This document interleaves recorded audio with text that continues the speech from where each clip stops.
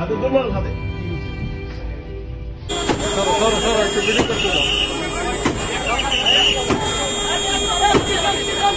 প্রকল্পের পরিকল্পনাটি ছিল ভুল। এর সঙ্গে নকশায় ভুল করা হয়েছে। স্টেশন বানাতে গিয়ে সড়ক সংকুচিত করে ফেলা হয়েছে। এই অবস্থায় বিআরটি চালু হলে এখানকার যানজট আমরা যতটা কল্পনা করেছি তার চেয়ে ভয়াবহ আকার ধারণ করবে।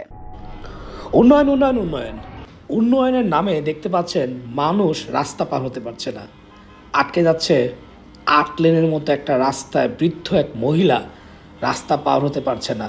কোনো ফুট ওভার ব্রিজ নাই, কোনো আন্ডারপাসিং নাই। গাজীপুরে বিআরটি প্রকল্প নামে যে প্রকল্পটি তৈরি করা হয়েছে গত 12 বছর, এক যুগ পার হয়ে আমার মনে হয় 2009 সালে শুরু হয়েছিল, কারণ আমি গাজীপুরের মানুষ। 2009 সাল থেকে শুরু করে এখন 2025 সাল, এই এতটা বছরে গাজীপুরের বিআরটি প্রজেক্ট এখন পর্যন্ত কোনো ধরনের সফলতা অর্জন করতে পারে নাই।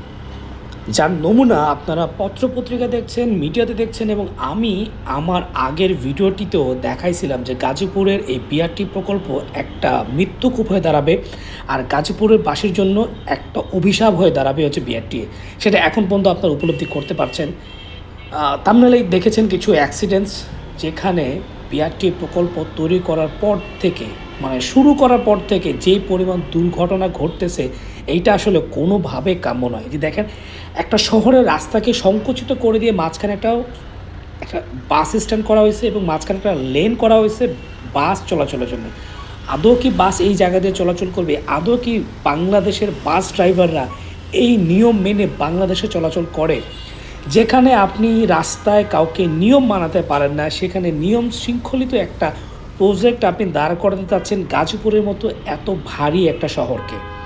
হাজার হাজার কোটি টাকা খরচ করে এই ধরনের অবাস্তব একটা বিআরটি প্রকল্প পুরো গাজীপুরবাসীর জন্য একটা অভিশাপের নাম।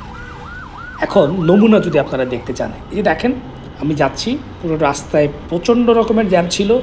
জাস্ট মোটরসাইকেল হওয়ার কারণে আমি ইজিলি বের হতে পারছি, কিন্তু আমি কোনোভাবে বিআরটি লেনে উঠতে পারছি না। দেখেন, এই মাঝখানে যে বিআরটি যে লেনটা, এই লেনটার মধ্যে দুপাশ থেকেই সিঙ্গেল ওয়ে এন্ট্রি নিতে পারবে গাড়িগুলি, কিন্তু এখানে কার কোন সাইড দিয়ে সে চলাচল করবে কেউই জানে না। অথচ এই মাঝখান দিয়ে ইজিলি অটোরিকশা, বিভিন্ন ধরনের মানে ঝুঁকিপূর্ণ যানবাহনগুলো চলাচল করছে।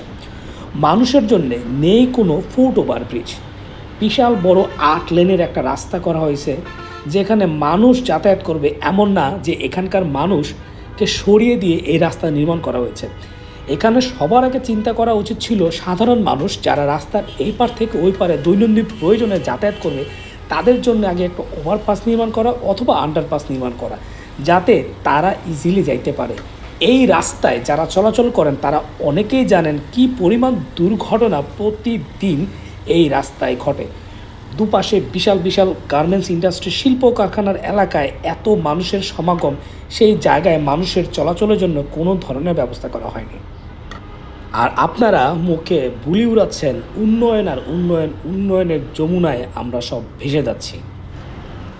আচ্ছা, এবার জ্যাম ঠেলে ভিতরে চলে আসলাম বিআরটির মূল রাস্তা ধরে। এখানে দেখেন দুপাশ দিয়ে গাড়ি চলাচল করছে, মানে সিঙ্গেল ওয়ে রোড। এই রোডে কে কোন লেন দিয়ে চলাচল করবে সহজেই কিন্তু কোনো ধরনের মার্কিং বা কোনো কিছু করা হয় না। অনেকে বলতে পারেন বিআরটি প্রজেক্ট এখন পর্যন্ত চালু হয় নাই। আরে ভাই, একটা রাস্তা যখন তৈরি করা হয় তখন সেই রাস্তায় মানুষ চলাচল করবেই। আর সেই রাস্তায় যদি দেশের মানুষ নিয়ম মাফিক না চলে, তাহলে যে কোনো ধরনের দুর্ঘটনায় কিন্তু ঘটতে পারে। কিছুদিন আগে আপনার ফেসবুকে দেখছেন একটা ভ্যান গাড়ি মানে ডানে বামে না দেখেই বিআরটির মতো একটা এত গুরুত্বপূর্ণ প্রকল্প রাস্তার মধ্যে হুট করে চলে আসলো, আর বড় ধরনের একটা অ্যাক্সিডেন্ট হয়েছে। এটার দায়ভার কে নেবে? আচ্ছা, এবার তো নিচের রাস্তা দেখলেন, এবার উপরে ফ্লাইওভারের অংশটুকু দেখেন। উপরে ফ্লাইওভারের অংশটুকু অনেক মানুষ এখানে সমাগম হবে এবং এখানে একটা বাস স্টপেজ করা হয়েছে, যে বাস স্টপেজে মানুষ দাঁড়াবে, যা বাস আসে থামাবে, তারপরে মানুষ চলে যাবে। কিন্তু মূল ব্যাপারটা হচ্ছে এই যে যাত্রী ছাউনিটা করা হয়েছে, তার জন্য কিন্তু লিফটের ব্যবস্থা রয়েছে, অনেক টাকা খরচ করা হয়েছে এবং সাধারণ মানুষ এই বাস স্টপেজে দাঁড়াইয়া যাত্রী ওঠানামা করবে। কিন্তু মূল কথা হচ্ছে আমাদের দেশের মানুষ কি এতটাই সভ্য যে তারা একটা বাস স্টপেজে দাঁড়াইয়া যাত্রী ওঠানামা করাবে আর যাত্রীরা এই বাস স্টপেজ থেকে বাসে উঠবে? জিনিসটা কিন্তু তা না। দেখেন, এরকম একটা এলিভেটেড প্রজেক্টের উপরে, মানে বিআরটি এলিভেটেডই বলতে পারি, এই প্রজেক্টের উপরে অটো রিক্সা দাঁড়ায় আছে, চলতেছে, এবং কি পরিমাণ অরাজকতা এই রাস্তাটার মধ্যে। কিছুদিন আগে আপনারা একটা ভিডিওতে দেখছেন যে এই যে জায়গাটা, এখন যে জায়গাটা পার করছে, এটা হচ্ছে স্টেশন রোড, এবং এই জায়গাটায় ওপেন দিনের বেলায় একজন যাত্রীর কাছ থেকে ছিনতাই করে টাকা, মোবাইল পয়সা সব কিছু নিয়ে গেছে। তাহলে যেখানে নিচের রাস্তায় এত জনসমাগম এলাকায় মানুষ ছিনতাই করতেছে, আর সেই জায়গা থেকে উঠে এসে এরকম নিরিবিলি একটা জায়গায় মানুষের নিরাপত্তা ছাড়া এভাবে যাত্রী ওঠানামা করবে, আর ছিনতাইকারী উৎপেতে বসে থাকবে, কোথায় আপনি নিরাপত্তা দিতে পারছেন? কখনোই পারবেন না। কারণ সাধারণ মানুষ, বাংলাদেশের যে জনসংখ্যা, সেই জনসংখ্যা অনুসারে কোনোভাবেই দেশের সকল মানুষকে নিরাপত্তা দেওয়া সম্ভব নয়। আমি একটা ডকুমেন্টারিতে পড়ছিলাম, বাংলাদেশে 250 মানুষের জন্য একজন পুলিশ। তাহলে 250 মানুষের মধ্যে যখন 10 জন মানুষ বিপদে পড়বে, ওই পুলিশটা 10টা মানুষের কাছে কিভাবে যাবে? একবার আপনি চিন্তা করে দেখেন। দেখেন, বিশাল এক বাজারও বসানো হয়েছে, বিশাল অটোরিকশার একটা স্ট্যান্ডও বানানো হয়েছে এখানে। কেন ভাই? আবারও বলছি, এই দেশের মানুষ যতদিন পর্যন্ত নিয়ম শৃঙ্খলা না মানবে, নিয়মের মধ্যে না চলতে পারবে, তত ধরনের এই ধরনের মেগা প্রজেক্ট দিয়ে কোনো কিছুই হবে না। শুধুমাত্র দেশের হাজার হাজার কোটি টাকা অপচয় করা উচিত ছিল। কি করা উচিত ছিল? আমার মতে এখানে এয়ারপোর্ট থেকে ডিরেক্ট একটা ফ্লাইওভার গাজীপুর। কারণ গাজীপুরে সাধারণত বাণিজ্যিক কাজে মানুষ ঢাকা থেকে রওনা করে, এবং ঢাকা থেকে গাজীপুরে চাকরিজীবী মানুষের সংখ্যা খুবই কম। যারা শুধুমাত্র বাণিজ্যিক বা ইন্ডাস্ট্রিয়াল কাজে জড়িত, তারাই গাজীপুর থেকে ঢাকায় যাতায়াত করে।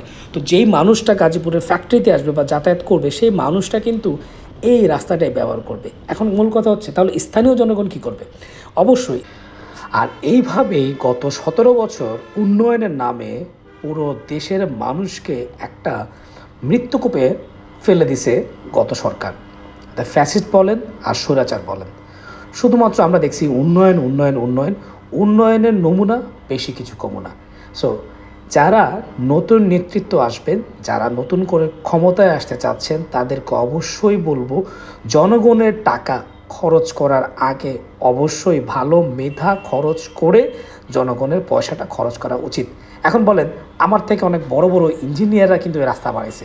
ভাই, আমার থেকে অনেক বড় বড় ইঞ্জিনিয়াররা রাস্তা বানাইছে, কিন্তু মূল কথা হচ্ছে, রাস্তা তো জনগণের জন্য বানানো হয় না, রাস্তা তো পকেটের জন্য বানানো হয়েছে। যেখানে যত ধরনের এই ধরনের বিচিত্র ডিজাইন দেখবেন, বিচিত্র কর্মকাণ্ড দেখবেন, ওখানেই পয়সা। বুঝছেন ব্যাপারটা? এটা আমিও জানি, আপনিও জানেন। সো ওগুলি বলে কোনো লাভ নাই। এদেশের মানুষ যতদিন পর্যন্ত নিয়ম শৃঙ্খলায় চলতে না পারবে, ততদিন এই ধরনের মেগা প্রজেক্ট করা মানে অন্ধের দেশে সানগ্লাস বিক্রি করার মতো অবস্থা। যাই হোক, সবাইকে আবার বলবো, যারা রাস্তায় চলাচল করছেন, অবশ্যই নিয়ম মেনে রাস্তায় চলাচল করার চেষ্টা করবেন। কারণ নিয়মটা কিন্তু আপনার জন্য। আপনি যদি সচেতন হয়ে বাইক রাইড করেন, গাড়ি চালান, নিরাপদ কিন্তু আপনিই থাকবেন, আপনার পরিবারই নিরাপদ থাকবে, অন্য কেউ না। শুধু মনে করেন না, অ্যাক্সিডেন্ট হলে যার সাথে হবে তার ক্ষতি হবে, আপনারও কিন্তু ক্ষতি হবে। যে বাস ড্রাইভার, যে মাইক্রোবাস চালক, ট্রাক ড্রাইভাররা বিশৃঙ্খলভাবে রাস্তায় চলাচল করছেন বা দুর্ঘটনা ঘটাচ্ছেন, একদিন নিজের সন্তানকে পিষে আপনি চলে যাবেন। মনে রাখেন, এরকম হয়েছে, অনেক ঘটনাই হয়েছে এবং হচ্ছে। শুধু মনে রাখেন, নিয়মটা কিন্তু আপনাদের জন্যই। কিন্তু এই ধরনের উন্নয়ন শুধুমাত্র কিছু লোভী আমলাদের জন্যে, যারা প্রজেক্টকে দীর্ঘায়িত করে, লম্বা লম্বা প্রজেক্ট মানে লম্বা লম্বা কথা বলে, আর জনগণের পয়সা টুস করে কেটে রাখে। আর আমরা এভাবে উন্নয়নের পৃষ্ঠতলে পিষ্ট হয়ে যাই। ধন্যবাদ সবাইকে ভিডিওটি দেখার জন্যে। যদি আমার মতের অমিল কারো থাকে, আরও কোনো পরামর্শ থাকে, অবশ্যই আমাকে জানাবেন। নতুন কোনো ভিডিওটিতে সেই ভুলকে শুধরে নিব এবং কিছু জ্ঞান অর্জনও করতে পারবো। কারণ আমার থেকে অনেক ভালো জ্ঞানের মানুষ হয়তো আপনারা আমার সাথে ভিডিও দেখছেন এবং রাস্তায় চলাচল করছেন। ধন্যবাদ সবাইকে, ভালো থাকবেন, আল্লাহ হাফেজ।